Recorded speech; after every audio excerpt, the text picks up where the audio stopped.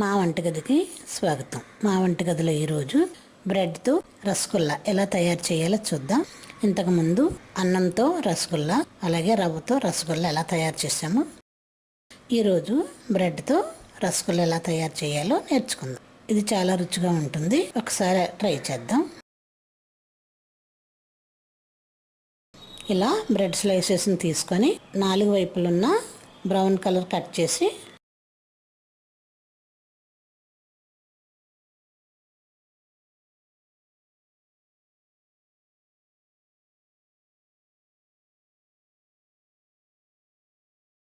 ఒక mixie jar తీసుకొని దానిలో బ్రెడ్ని చిన్న చిన్న ముక్కలుగా చేసుకొని మిక్సీ జార్లో వేసుకొని పౌడర్లో చేసుకొని దీన్ని బౌల్లో వేసి పక్కన పెడదాం.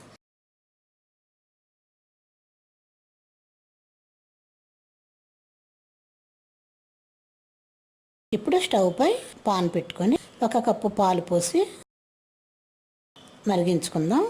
పాలు మరిగిన తర్వాత దీనిలో మనం ముందుగా ప్రిపేర్ చేసుకున్న బ్రెడ్ పౌడర్ వేసి ఒక 2-3 నిమిషాలు ఉడికించుకుందాం. ఇలా పాలు బ్రెడ్ పౌడర్ బాగా కలిసిన తర్వాత దీనిలోనే 1 కప్పు కొబ్బరి పొడి కూడా వేసి బాగా కలిపి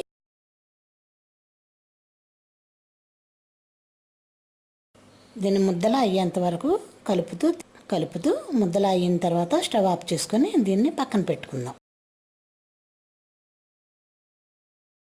ఇప్పుడు ఒక బౌల్ తీసుకొని దానిలో 1 కప్పు పంచదార 1 కప్పు వాటర్ కూడా వేసి బాగా మరిగించుకుందాం. ఇది పంచదార పాకం పట్టుకుందాం. ఈ పాకంలోనే రసగుల్లాలు ఉడికించాలి కదా. ఇప్పుడు మనం ముందుగా ఉడికించుకున్న బ్రెడ్ మిశ్రమం చల్లారిన తర్వాత చేతికి నెయ్యి రాసుకొని ఈ ఉడికించిన మిశ్రమాన్ని చిన్న చిన్న బాల్స్లా తయారు చేసుకుందాం.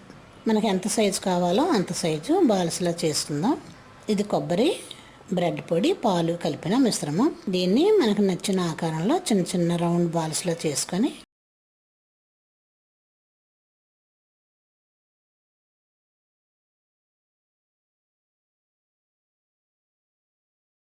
వీటిని పంచదార పాకం కరిగిన తర్వాత దానిలో వేసి ఉడికించుకుందాం. ఇప్పుడు పాకం ఎంతవరకు వచ్చిందో చూద్దాం. పంచదార మొత్తం కరిగి ఒక 5 నిమిషాలు అయింది కాబట్టి